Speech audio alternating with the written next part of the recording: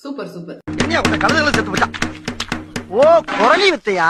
என்னாச்சு என்னாச்சு பக்கா மாஸ் முதல்வரே, என்னாச்சு என்னாச்சு? பக்கா மாஸ்ன்னு சொன்னியே, நாங்க பக்கா மாஸ் தான். நீங்க தமாஸ். எப்படி தமாஸ்? நாம் தமாஸ் கட்சி அப்படின்னு வச்சுக்கோங்க, பொருத்தமா இருக்கும். அனைத்து குடும்ப தலைவிக்கும் அதுல புண்ணா பாந்தி வருதா? 2500 ரூபாய் கொடுப்புன்னு சொன்னீங்களே, அது என்னாச்சு? வேலையில்லா பட்டதாரிகளுக்கு 4000 ரூபாய் கொடுப்புன்னு சொன்னீங்களே, என்னாச்சு? ஒவ்வொரு வீட்டுக்கும் 6 சிலிண்டர் அப்படின்னு சொன்னீங்களே, அன்னபூரணி சூப்பர் 6, அது என்னாச்சு? நான் கொஞ்சம் என்னாச்சு கேட்கலாமா? நம்ம நான் மைக்கேல் கட்சி இருக்காங்க இல்லைங்களா, 234 தொகுதியிலையும் ஜெயிச்சிருவோம்னு சொன்னீங்களே, என்னாச்சு?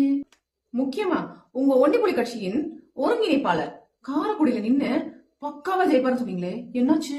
மிஸ்டர் சாட்டை துரைமுருகன், நீங்க விஜய் சார் நிக்கிற தொகுதியில அவருக்கு ஆப்போனண்டா நின்னு ஜெயிச்சு காட்டுன்னு சொன்னீங்களே, என்னாச்சு? உங்களுக்கு மட்டும் தான் பேச தெரியுமா?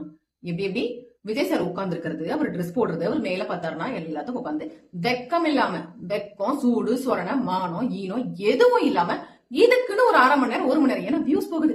ஏயா சோறு போடுற சாமியை யாராவது பரிகாசம் பண்ணுவாங்களா? நீ பண்றனா உன் ரத்தத்துல எவ்வளவு சாக்கடை ஓடிக்கிட்டு இருக்கு. நான் என்ன கெடுதல் செஞ்சுட்டேன் உங்களுக்கு? நீ சாப்பிடுற சாப்பாடுல மண்ணு கிட்ட அள்ளி போட்டானா? சாட்டை துரைமுருகன்ற பேர் எடுத்துட்டு சாக்கடை துரைமுருகன் வச்சுக்கோ, பக்காவா இருக்கும். அவதூறு பரப்புறீங்க.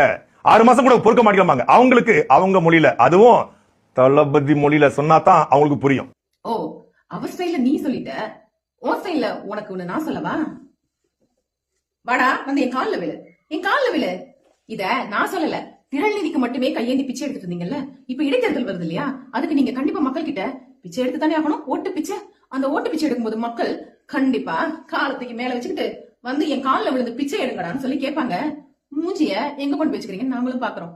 உட்காந்து நாள் முழுக்க விஜய் சாரையும் டிவிக்கு ஆதரவாளர்களையும் கடிச்சு துப்பிக்கிட்டு சுத்துங்க. ஓன் கட்சியை தண்ணியில தத்தளிச்சுக்கிட்டு இருக்கு, நீ இன்னொரு தங்கட்சிக்கு வந்து முதுகுல சோப்பு போட்டுக்கிட்டு இருக்க. மட சாம்பிராணி.